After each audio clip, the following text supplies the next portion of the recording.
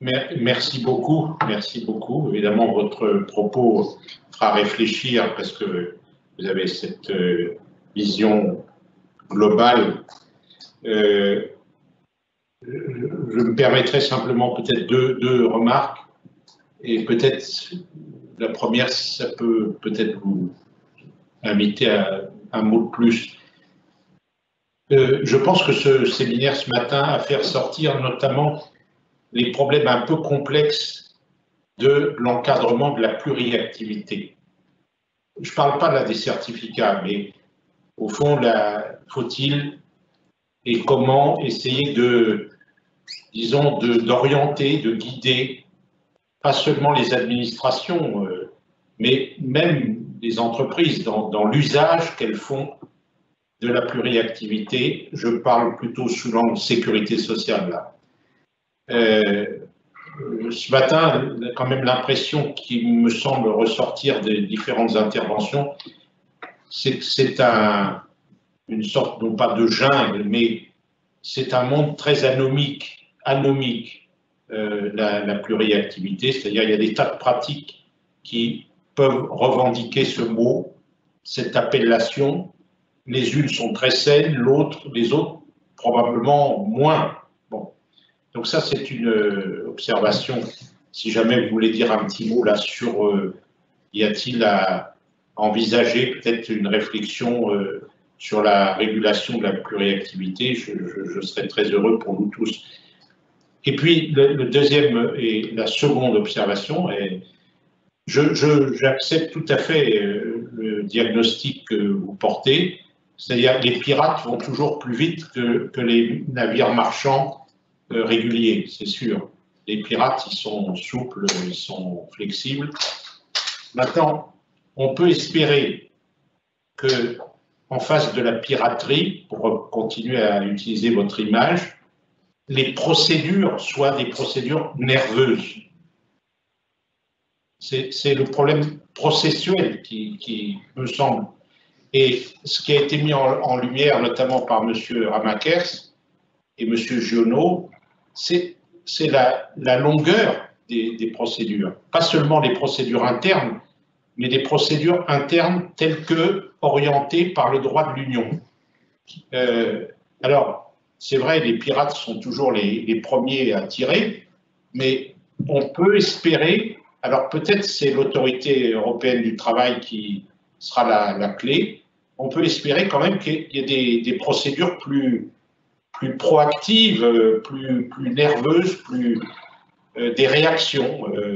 Et certains disent, je crois que M. Ramakers a cité une procédure qui dure depuis 8 ans. Évidemment, le bateau a coulé entre-temps, ou il peut couler. Voilà. Donc, sur ces deux points, je ne sais pas si, M. Curel, vous souhaitez ajouter un petit mot, pluriactivité et nervosité des procédures. Est-ce que l'autorité européenne du travail peut annoncer ça, à votre avis? Je ne sais pas.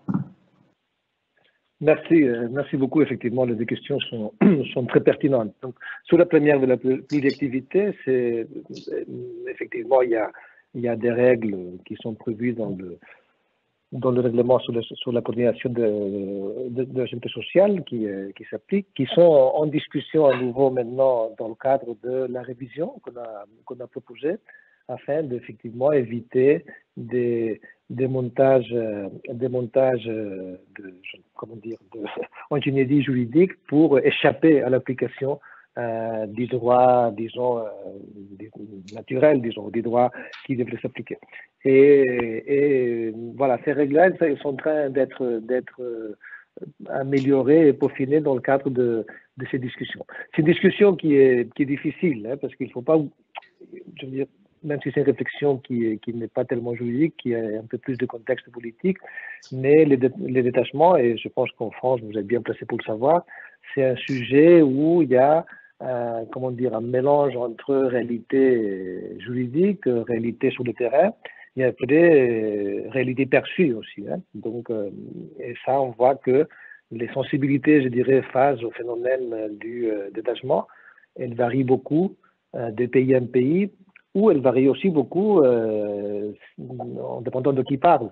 Les employeurs de grandes entreprises ont une vie sur le détachement qui n'est pas la même que celle des PME ou a fortiori que de celle des syndicats. Donc je pense que c'est un phénomène qui est en soi complexe juridiquement et sur le terrain, mais qui est rendu encore plus complexe par les différentes perceptions que le phénomène a. Et ça s'applique aussi, sans aucun doute, à la plus d'activité. Donc c'est pourquoi les discussions qu'on a actuellement au Conseil et au Parlement pour peaufiner les critères pour déterminer quelle est la législation applicable sont difficiles. Et on dit cela, il y a quand même des arrêts de la Cour qui sont intéressants. Hein. Et vous connaissez tous, sans aucun doute, l'arrêt de juillet de l'année qui vient de se terminer, AFMB, dans le domaine des transports, où effectivement il y avait une entreprise qui avait, pour simplifier beaucoup, mais qui avait à peu près créé une entreprise boîte aux lettres dans un autre pays pour échapper à l'application, donc en Chypre, pour ne pas le mentionner. C'est quand même curieux de créer une entreprise de transport routier à l'intérieur de l'Union européenne, en Chypre, qui est quand même une île. Hein. Donc voilà, c'était clairement fait avec un esprit de détournement de la loi. Et l'entreprise néerlandaise, finalement, la Cour a dit que c'était elle qui était responsable, et que c'était par conséquent les droits néerlandais qui s'appliquaient. Donc ce que je veux dire par là, c'est que dans la jurisprudence de la Cour, pas tout est agité, disons. Donc parfois, la Cour ne suit pas l'avocat général, vous l'avez mentionné vous-même, monsieur le professeur, mais il y a des fois où elle semble aller dans une direction de plus de clarté. Donc effectivement, ça c'est quelque chose qu'il va falloir régler et sur lequel on y travaille. Il est inévitable de toute façon que le phénomène de la plus-activité soit de plus en plus répandu. Je veux dire, maintenant, on sait que les formes de travail évoluent et qu'elles sont beaucoup plus diversifiées qu'avant. Donc effectivement, cette possibilité de travailler dans différents endroits, elle est posée. Et je pense qu'il n'y a pas tellement de... Je veux dire, il ne faut pas fermer les yeux à ça, il faut au contraire essayer d'encadrer les mouvements qui en soient inévitables. Quant aux pirates, et peut-être que je n'aurais pas dû utiliser cette expression, et je pense que vous n'avez pas compris du tout, que je crois qu'il faut baisser les bras. Pas du tout. Hein. Il faut continuer d'y aller fortement et à fond contre ce type de comportement. Mon seul point était de dire, d'un côté, que pas toutes les entreprises sont dans cette situation, heureusement, c'est vraiment une minorité, mais qu'il faut vraiment leur courir après avec détermination et malgré le fait qu'ils soient parfois plus rapides que nous. Alors, ce qu'on voit ici, je pense que si vous... il y a des participants qui sont membres de la commission administrative ici, et ils savent qu'en général, il n'y a pas une mauvaise foi avérée d'un côté ou de l'autre. Ce qu'il y a, c'est qu'il y a des procédures qui sont lentes. Alors, lorsqu'on est d'un côté de la procédure, on pense qu'elle est trop rapide. Et lorsqu'on est de l'autre côté de la procédure, on trouve qu'elle est trop lente. Et chaque fois que nous avons proposé des mesures pour raccourcir les délais de réponse entre administration et tout ça, chaque fois qu'on l'a fait, les États membres au sein du Conseil de l'Union européenne ont refusé ces avancées. Chaque fois que nous avons proposé de dicter ou fixer des règles un peu plus contraignantes pour essayer effectivement d'accélérer ces procédures, les États membres s'y sont opposés. Et ce n'est pas toujours des États membres très loin de la France, hein, si je peux m'exprimer ainsi. Donc il y a effectivement ça qu'il va falloir régler. Moi, je suis persuadé que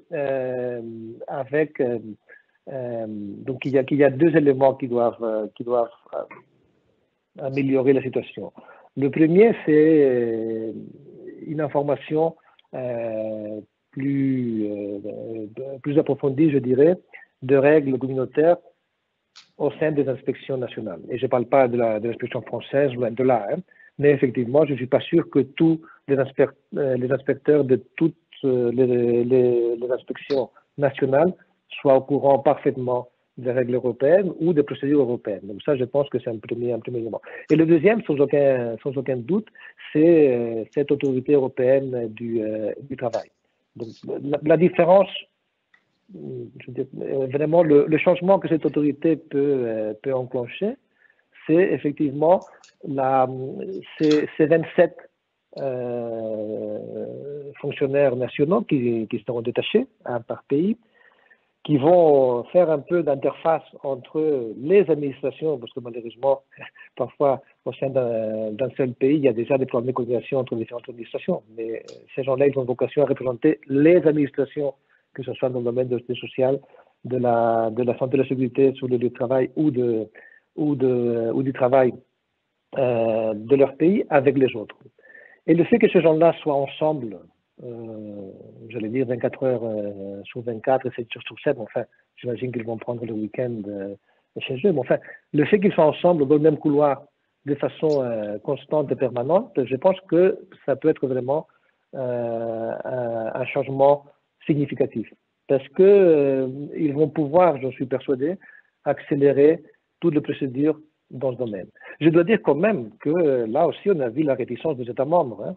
Nous, on avait proposé, dans la proposition initiale de la Commission, on avait proposé de reprendre toute cette partie de coopération plus étroite et de médiation qui aujourd'hui est au sein de la Commission administrative de la Sécurité sociale. On avait proposé de la reprendre sous la houlette de l'autorité européenne du travail, justement pour qu'elle puisse chapeauter toutes les procédures. Et c'est les États membres, et un État membre que vous connaissez bien aussi, qui se sont opposés frontalement.